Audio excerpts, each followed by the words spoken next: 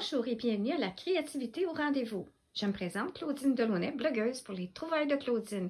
Aujourd'hui, je vous présente mon atelier, ma bulle créative, mon endroit où j'accumule beaucoup d'inventaire, où que je collectionne beaucoup de choses qui sont en lien avec ce que j'adore faire, c'est de créer avec le papier et plus.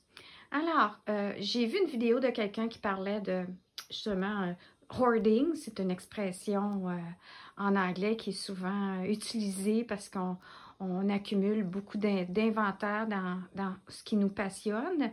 Et puis, quand j'ai regardé la définition de hoarding, j'ai dit, c'est pas tout à fait ça. Moi, je pense vraiment, j'aime ça là, de dire qu'on est des collectionneuses. Alors, je me suis lancé le défi de commencer à alléger mon inventaire, de moins acheter. J'essaye en tout cas. Et puis de pouvoir me libérer de tout mon excès d'inventaire, de faire un nettoyage, puis d'en avoir moins.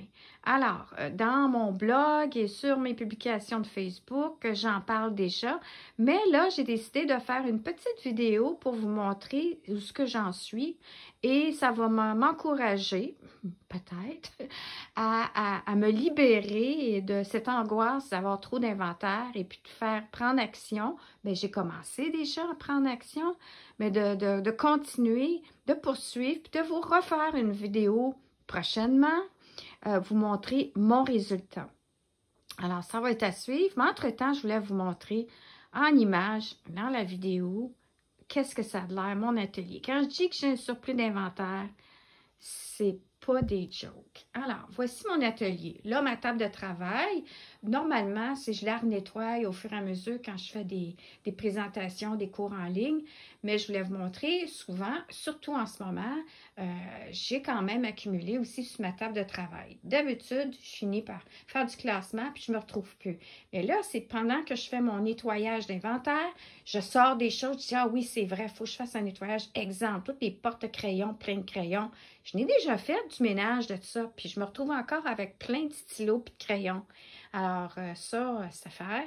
Ensuite, on peut voir ici mon papier design, et puis j'ai déjà fait un nettoyage, mais je n'ai encore pas mal, mais moins. Et puis, on peut voir que ça, c'est ma section de préparation que je vais préparer pour de mon inventaire que j'ai commencé, que je vais liquider, qui va être en vente de garage, en personne, puis après ça, en ligne. Puis ensuite, on peut voir ici que j'ai commencé à travailler, à nettoyer. On me voit dans ma petite robe d'été. On peut voir ici que j'ai mes jeux d'étampes et que je vais arriver pour pouvoir...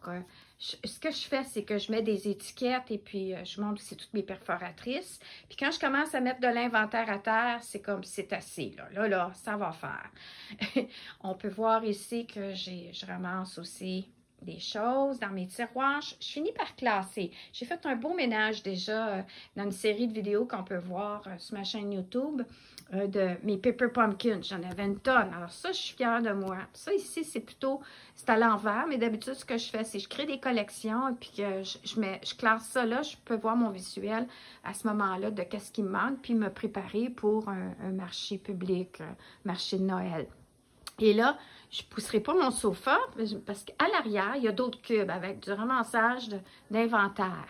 Et puis là, on va aller dans l'autre pièce où ici, on peut voir que j'ai des choses ici à classer et aussi mes anciennes amours de peinture. Puis là, je vais vous montrer mon petit locker, ce qu'on peut voir ici, encore une fois, des outils, des équipements, surplus et puis des choses fabriquées, des collections de choses que j'utilise plus.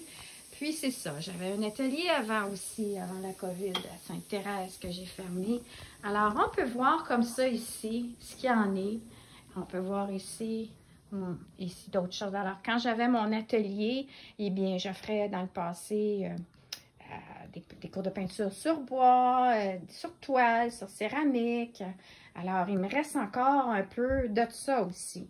Alors, c'est ça. Alors, je voulais vous partager ça, vous montrer où est-ce que j'en suis dans mon processus de me libérer de mon inventaire. Alors, N'hésitez pas à faire des commentaires et partager aussi si vous avez ce genre de dilemme-là, si vous avez des suggestions. Moi, je vais vous écrire comment je vais procéder.